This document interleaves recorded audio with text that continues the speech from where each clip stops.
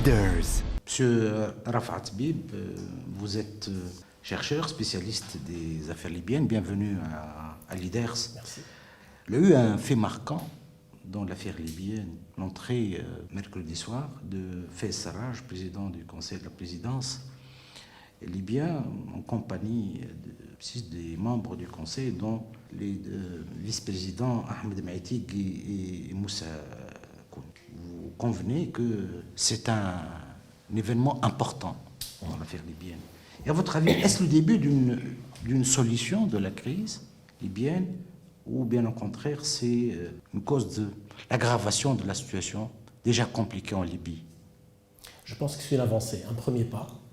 Et le champ politique est tellement fragmenté aujourd'hui en Libye que ce n'est pas l'arrivée de Fayez Sarraj à Tripoli qui va envenimer la situation encore plus.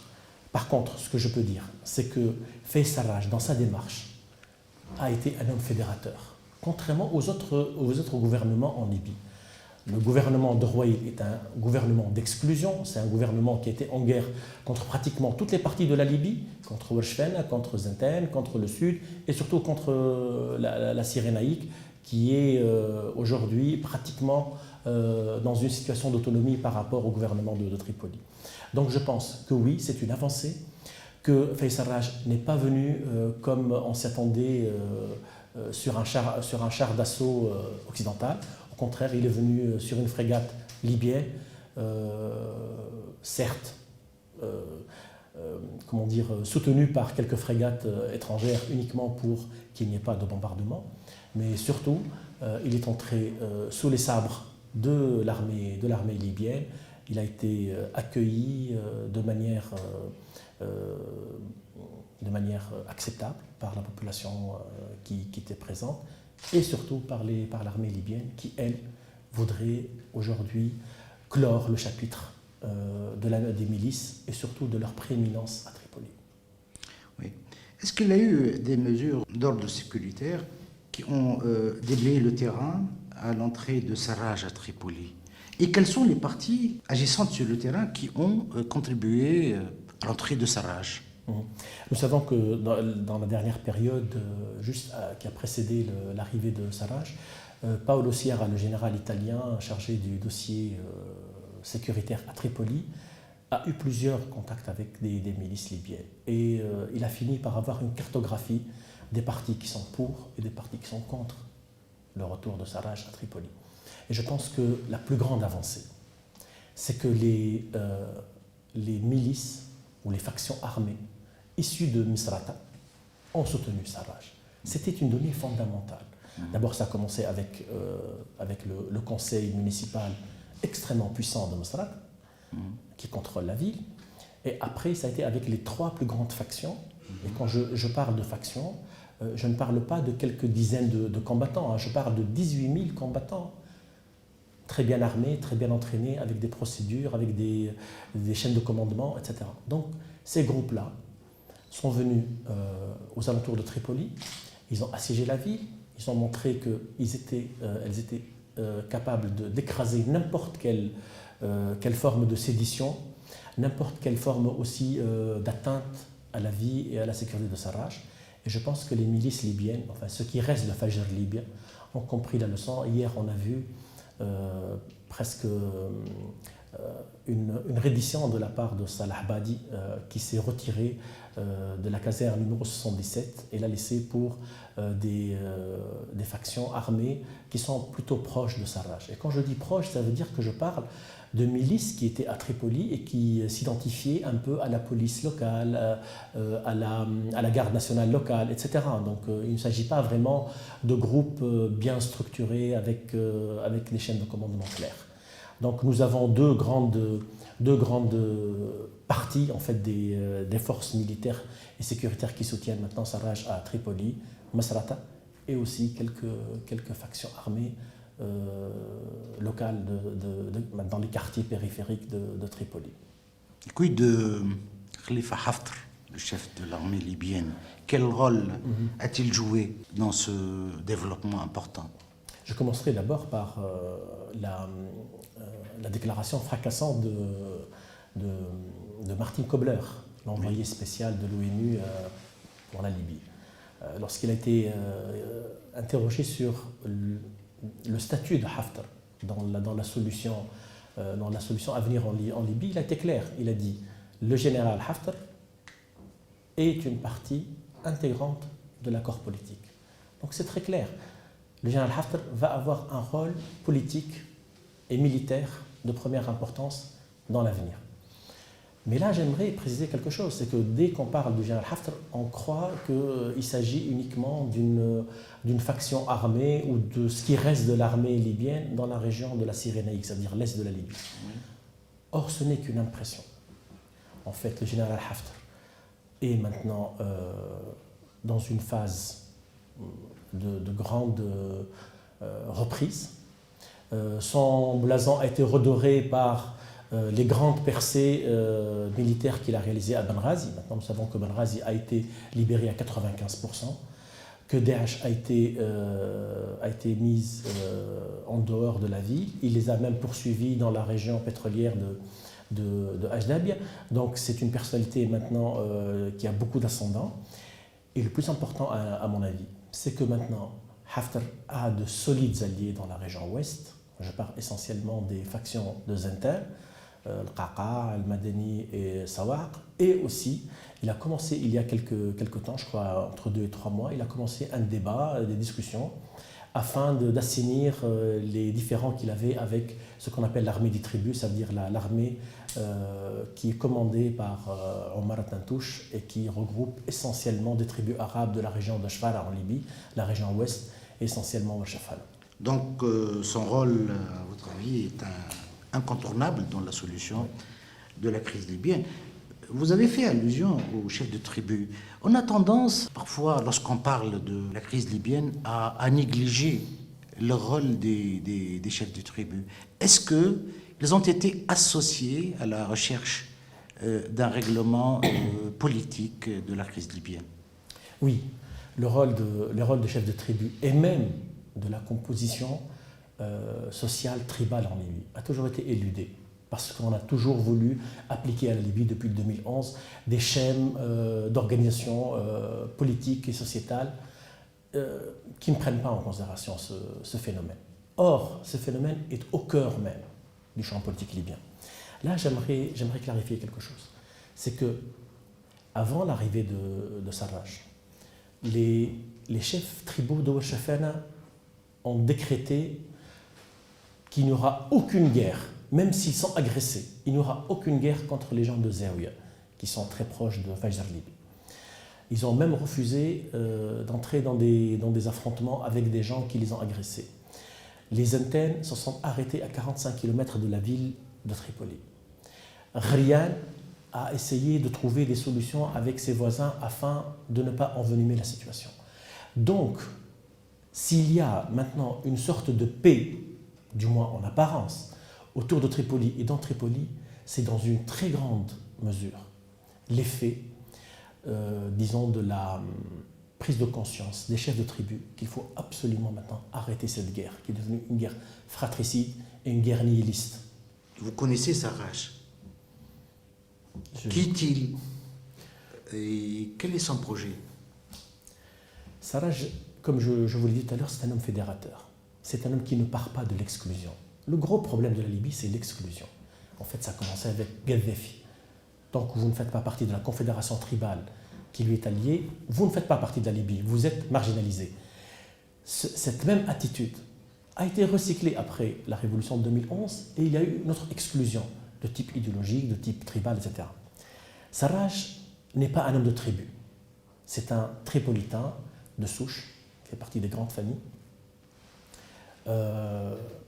Mais surtout, c'est une personnalité très proche de tout ce qui a rapport avec l'Occident, le monde des affaires, la planification. Ce n'est pas une personne qui s'inscrit dans l'instant, il s'inscrit dans la durée. Et donc, à mon avis, ce qu'on a remarqué chez lui, d'abord, c'est une véritable constance au niveau politique, au niveau de ses attitudes. Et à mon avis, il a été soutenu aussi bien par l'Occident que par des conseillers de très haut niveau. Et je ne pense pas. Je ne pense pas que c'est une personne qui va laisser démêler les pinceaux. D'abord, moi j'ai remarqué que parmi les premières personnes qu'il a rencontrées en arrivant à Tripoli, c'était le gouverneur de la Banque centrale. Oui. Et ça, c'est un signal très très fort. Parce que les Libyens qui passent des journées entières devant les banques pour attendre le versement de leur salaire, il y a eu même des morts qui ont été écrasés sous et piétinés. Ces gens-là, qu'est-ce qu'ils attendent maintenant? Ils attendent que le gouvernement libyen réouvre les mannes et que le peuple puisse revivre normalement, comme il a toujours vécu pendant 40 ans. Et là, je pense que Sarraj a compris, il a saisi les véritables attentes du peuple libyen et n'a pas fait la même erreur que les autres, que les précédents surtout, en se disant que l'idéologie, la politique, les débats peuvent résoudre les problèmes du peuple libyen. Donc, à votre avis, le dossier économique va être une clé principale dans la recherche de la solution? Ça va être la pièce maîtresse dans le dispositif de Sarraj, je pense, parce que les gens ont beaucoup d'attentes. Vous savez qu'en Libye, maintenant, vous pouvez uniquement verser des salaires aux fonctionnaires. Il y a 600 000 fonctionnaires en Libye, soit dit en passant. Et les salaires sont généralement versés après de grands retards. Et surtout, maintenant, ces salaires-là ne correspondent plus à leur valeur. Parce qu'il y a uniquement 15 mois, la livre libyenne, le dinar libyen, était négocié à 1,130 millim. Un dinar, 130 millim à Ben Guerdel. Maintenant, il est négocié à 560 millim. Il a perdu pratiquement 50% de sa valeur. Donc, les salaires ont été pratiquement divisés en deux pour les Libyens. Et donc, les gens, qu'est-ce qu'ils attendent? Ils attendent que ce gouvernement puisse donner un véritable signal fort pour que l'économie redémarre. Là, j'aimerais juste attirer votre attention que hier, après 3 mois de dégringolade de la livre libyenne par rapport au dollar, ce n'est qu'hier qu'elle a repris. Elle n'a pas repris avec 1 ou 2%, elle a grignoté près du quart, près de 25%. C'est important. Ce qui est très important. Et donc, moi je pense qu'il y a des leviers entre les mains de Sarraj. Il va savoir les utiliser, surtout comme je vous ai dit, c'est un homme fédérateur. Il ne se fait pas d'ennemis. Même les gens aujourd'hui qui voudraient lui tirer dessus, même le moufti du pays, Saad al-Ghariani, qu'il a traité de mécréant, etc., même cette personne-là, il a demandé à la voir. Est-ce qu'il pense déjà, à votre avis, à la reconstruction de la Libye? Oui, je pense qu'il a un projet. Moi, j'ai assisté à un séminaire qui a été organisé il n'y a pas très longtemps à Florence, en Italie, où Sarraj a présenté, disons, les grandes lignes de la reconstruction en Libye, et surtout la reconstruction de ce qui est, la colonne vertébrale de l'économie libyenne, à savoir le secteur pétrolier. Nous savons pertinemment que rien n'a été fait dans le secteur pétrolier depuis 2008. Et avant 2008, vous savez qu'il y a eu l'embargo. Donc pendant très très longtemps, l'embargo a eu un impact très très négatif pour le secteur pétrolier libyen, surtout dans certaines régions qui étaient tenues par les sociétés nationales. Donc je pense qu'il y a 3 axes principaux. Le secteur pétrolier, la corruption, qui elle, quand on parle de corruption en Libye, je ne peux pas vous donner d'échelle, je ne peux pas vous donner d'exemples similaires. C'est atypique, c'est unique, c'est spécifique. Et la troisième, c'est le développement régional. À propos du secteur pétrolier, il y a lieu de signaler un fait marquant. C'est le ralliement de Brahim El-Jadran, le commandant des unités de production des installations pétrolières, et qui contrôle toute la zone du croissant pétrolier. Cette zone qui procure à peu près 70% de la production pétrolière libyenne. Donc, il a eu le ralliement de Brahim El-Jadran qui a déclaré qu'il mettait toutes ses potentialités, les ports pétroliers, à la disposition du gouvernement de Sarraj. Quel est votre avis? Mon avis, c'est que c'est un retournement stratégique.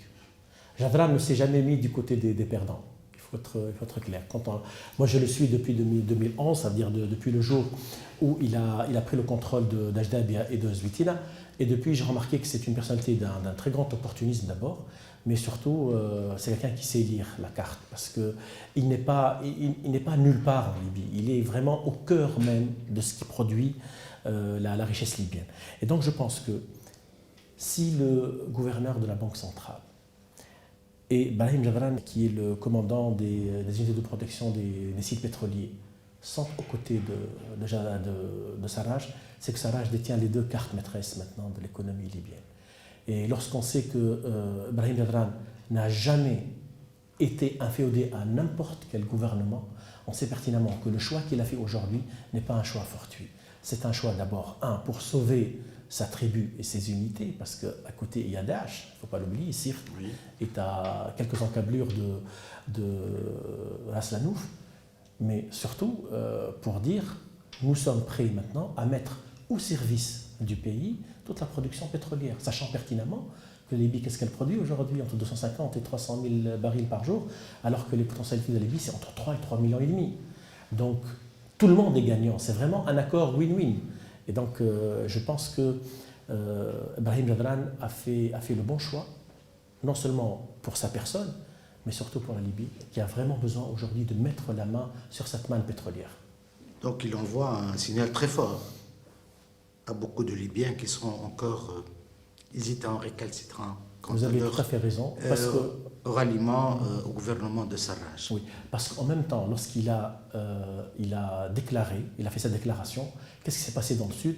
Barka Ouagadougou, qui est l'alter ego de Brahim Jabran, mais dans la région du sud, et quelques factions internes aussi qui sont en charge de la protection des sites pétroliers de Fil, de Charara, avec des unités Touareg et Toubou, ont déclaré aussi qu'ils étaient du côté de Sarraj. Donc maintenant, on a les 70% du croissant pétrolier, les 30% de la région de Fezzan.